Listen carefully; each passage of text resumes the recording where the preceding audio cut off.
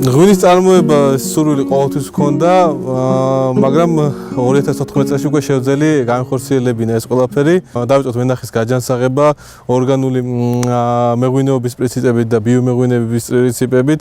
აგვგზავნეთ ყველანაირი სისტემური საწამის საშუალებები და ჰერბიციდები. ვენახი გვაქვს დაახლოებით ჰექტარი-ნახევარი. ვაწარმოებთ მცირე რაოდენობით, დაახლოებით 3 ტონამდე მოგვდის მოსავალი. ვენახში ზოგადად რაც უფრო ნაკლებ მოსავალს მიიღებ, მით უკეთესი ხარისხის ყურძენი გამოდის. მომავალში გავთ რომ ავიღოთ ბიოღვინის სერტიფიკატი. ევროკავშირის ბაზარზე გვინდა გავიტევოთ ბიოლოგიურად სუფთა პროდუქტი. საშუალო დაახლოებით ჩამოვასხოთ 150 ბოთლი. წელს ველოდებით 3000 ბოთლამდე ჩამოსვას. რეალიზაცია მოხდა მთლიანად.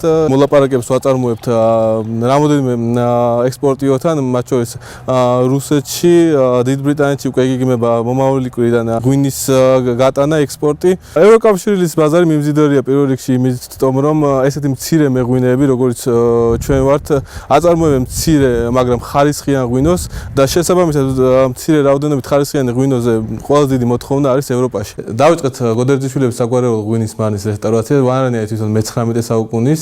საწნახელი არის 5 ტონიანი, ქვევრები 16 ცალი ქვევრია, არის დიდი და მცირე ზომის, 3.5 ტონიდან დაწყებული 300 ლიტრით დამთავრებული.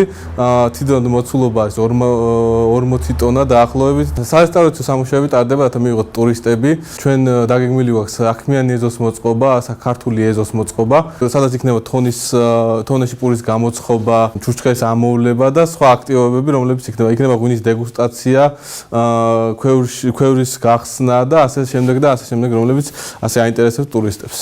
ყოველთვის ჭირს ხოლმე ამის წამოწყება, რომ აი რაღაც დანახარჯებთან არის დაკავშირებული, შეიძლება ვიღაცას არ ქონდეს ამის საშუალება. დანახარჯები არის მინიმალური იმ შემოსავალთან შედარებით, რაც შეიძლება ადამიანმა მიიღოს ნატურალური ღვინის წარმოებისგან. ხარისხიანი ღვინო არასდროს არ დარჩება გაუყიდავი.